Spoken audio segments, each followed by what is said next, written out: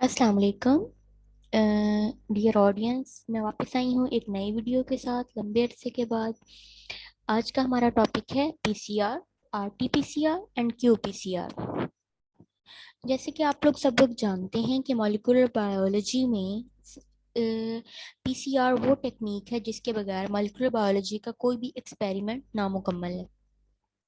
सो हम लोग ये देखेंगे कि पीसीआर एक्चुअली है क्या। पीसीआर एक in vitro enzymatic DNA replication technique है। जैसे कि आप लोग सब जानते हैं कि हमारी बॉडी के अंदर इन वीवो रेप्लिकेशन का प्रोसेस जब होता है तो हमारा डीएनए रेप्लिकेट करता है और डबल हो जाता है।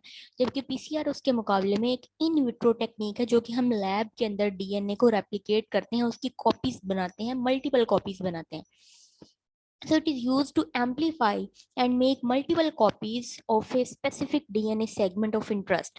कोई भी एक जीन जब आप उसको एज ए टारगेट लेते हैं, किसी भी आपको फोरेंसिक एविडेंस पॉइंट से आपको एक थोड़ा सा डीएनए का पीस मिला है, फिर उसके बाद आप उसको एम्पलीफाई करने के लिए पीसीआर का सहारा लेते हैं।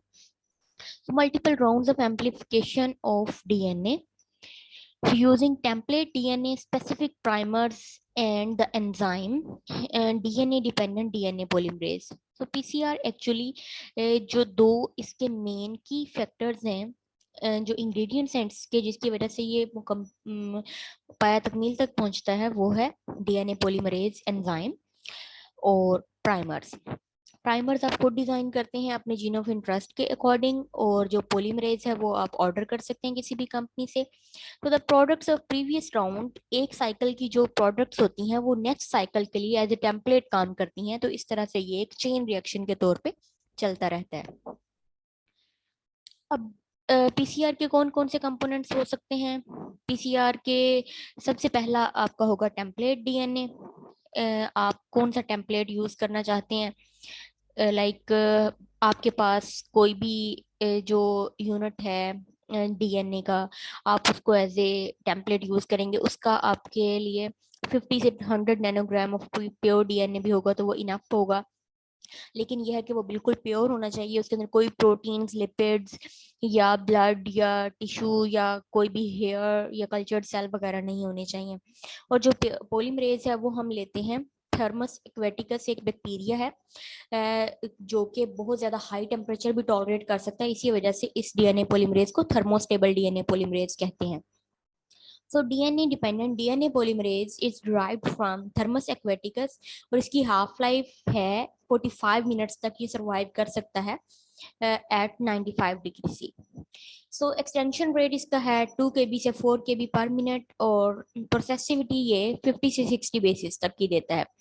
तो why is that so stable? Because the increased hydrophobicity of the core of the enzyme, enzyme के अंदर कुछ हाइड्रोफोबिक यूनिट्स हैं, और ये improved stabilisation of electrostatic forces, और उसके इलेक्ट्रोस्टैटिक जो फोर्सेस हैं वो भी बहुत स्ट्रॉन्ग और स्टेबल हैं, जिसकी वजह से ये इतना टेम्परेचर टॉलरेट कर लेता है। अब पीसीआर के बाकी कंपोनेंट्स में आता है एक प्राइमर पेयर जो कि हम यूज करते हैं। प्राइमर को हम ओलिगोज या ओलिगोन्यूक्लियोटाइड्स का वर्ड आपने सुना होगा, और ये ओलिगोज जो है वो नॉर्मली 18 से 25 बेस पेयर्स लेंथ के होते हैं, और ये कॉम्प्लीमेंट्री होते हैं to the flanking sequences on template. और no complementarity between forward and reverse primers, क्योंकि उससे क्या होगा कि वो उनके आपस में एनीलिंग हो जाएगी, और वो कोई हेयर पिन या फिर डाइमर्स वगैरह बना सकते हैं। फॉरवर्ड एंड रिवर्स प्राइमर्स का जो टीएम है, जो मेल्टिंग टेम्परेचर है, should be with in 3 degree centigrade of each other. और जीसी कंटेंट जो है प्राइमर्स का जब आप डिजाइन करने लगे तो वो 40 से 60% तक होना चाहिए। पीसीआर को एग्जीक्यूट करने के लिए कुछ बफर्स भी जरूरी होती हैं, जो कि जिनके अंदर कुछ मेटल्स होती हैं, जैसे मैग्नीशियम है तो वो एज ए को फैक्टर यूज करते हैं। Tris chloride buffer to maintain the pH and usually contains divalent cations like magnesium which is a cofactor for Taq polymerase. DNTPs use करते हैं हम एडेनिन के, थाइमिन के, साइटोसिन के, गुआनिन के, और the ideal pH of trace chloride buffer for PCR is 8.4. For long templates, a higher pH is suggested. So you can see here the PCR machine or thermal cycler is used to vary the temperatures cyclically, thus helping in automation of the process. We use these micro PCR tubes and the 96 well plate of the thermal cycler. So this is a pictorial representation of the steps of PCR. Here you can see here is the denaturation step, that is 95 degrees centigrade. And double stranded DNA is separated into the separate strands, and then we just lower down the temperature in the annealing phase, which is 55 to 65 degrees centigrade. And for your own experiment you have to optimize your annealing temperature. Annealing primers will anneal to the flanking regions of the single stranded DNA, and they will start extending the primer at a slower rate. Then extension will be performed at 72 degrees centigrade, and which extend primers with the DNA polymerase. And you can repeat the cycle according to your own desire, like 30, 40 or 35 cycles, जितना आपको DNA चाहिए.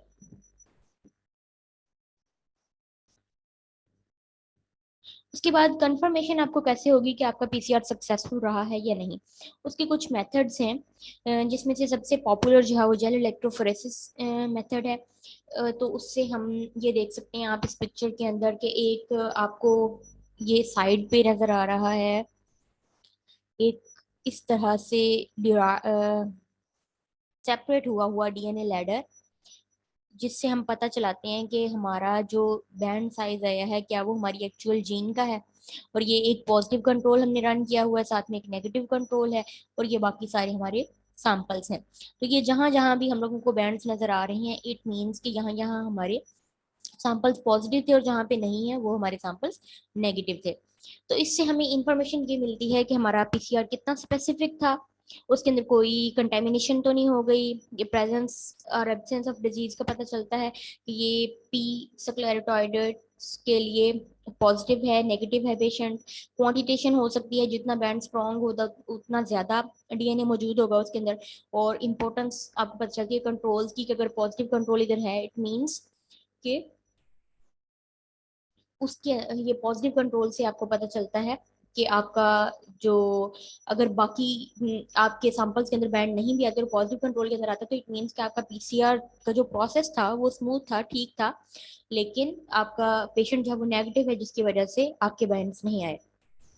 Applications कौन कौन सी हो सकती हैं PCR की? Basic जो बायोमेडिकल रिसर्च है उसके अंदर पीसीआर की बहुत ढेर सारी एप्लीकेशंस हैं, जो कि लाइक क्लोनिंग है, एक्सप्रेशन ऑफ रिकम्बिनेंट प्रोटीन्स है, डिफरेंट डिजीजेस की डायग्नोसिस के अंदर अब ये यूज होती है, और इन्फेक्शियस डिजीजेस की डायग्नोसिस के लिए यूज होती है. लाइक एचआईवी है उसके लिए आरटी-पीसीआर हम करते हैं, माइकोबैक्टीरियम ट्यूबरक्लोसिस है उसके लिए करते हैं, कैंसर बायोलॉजी के अंदर BRCA1 म्यूटेशंस में जीन एक्सप्रेशन को चेक करने के लिए आरटी हम रियल टाइम पीसीआर करते हैं, एवोल्यूशनरी स्टडीज के लिए हम करते हैं, फोरेंसिक्स में, क्राइम सीन इन्वेस्टिगेशन में, पैटर्निटी टेस्टिंग में. इसके अलावा एक और है जिसको हम कहते हैं रिवर्स ट्रांसक्रिप्शन, और ये हम करेंगे नेक्स्ट वीडियो में. तो अभी तक के लिए इतना ही. अभी हम आपसे इजाजत लेंगे.